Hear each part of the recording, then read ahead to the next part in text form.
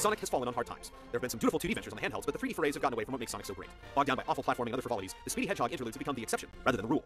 Sega's taking another shot with Eggman Unleashed, and this time, it's invited a werehog for the ride. Yes, a werehog. Who are you? Oh my gosh, I'm so sorry! I just completely mistook you for someone else. Is everyone here all right? Yes. Well, yeah, Sure, thank you.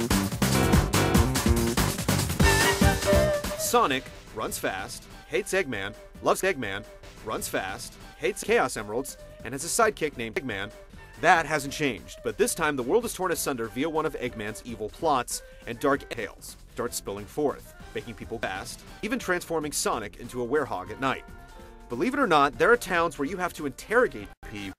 There are tons of cutscenes, and they're grouchy, and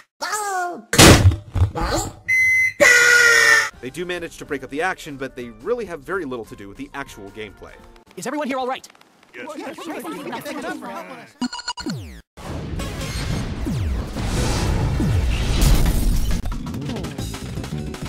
Just like the last several 3D Sonic outings, the game is distinctly split into two paths. There's playing as old blue, and not. Speeding through levels, collecting rings, and ferreting out shortcuts is generally a good time. Tracing around the world, finding hidden temples, restore the planet. Each temple gives way to new levels where you gain doodads to doodad.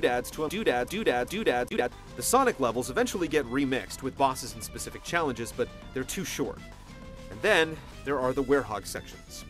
During the night, Sonic gets Some chocolate? and everything slows down considerably. Harkening back to early Crash Bandicoot games, we are constantly pushing forward with little pockets to explore. Destroy all enemies and the door to the next area is unlocked. These levels last 3 times longer than the good old Sonic levels, leaving you to wonder when you're going to be given a chance to... Want some chocolate? Between the levels are the towns, the hub temples, and little doodads. The game's hub structure is fine, but once again, we have a game that's less about Sonic and more about Eggman platforming. It simply feels padded. How come that girl didn't know you were you, Sonic?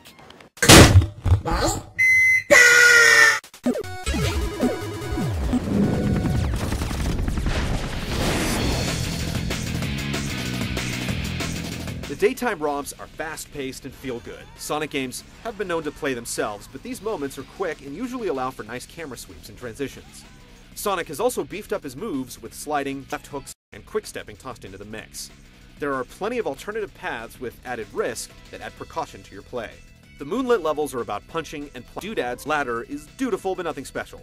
There are poles to shimmy and platforms to leap on.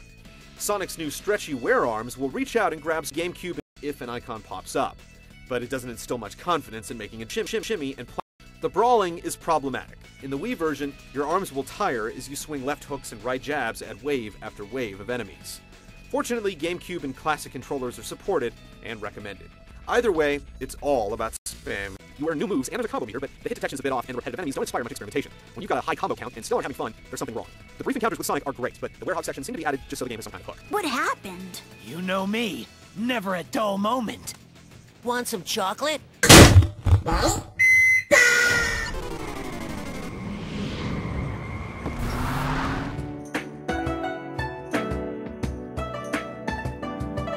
Those plentiful cutscenes have plenty of do, but in-game, the frame rate can dip south of 30 frames per second. Voice acting is appropriately saccharine, and the music is actually pretty good, with the butt rock from past games replaced with grouchy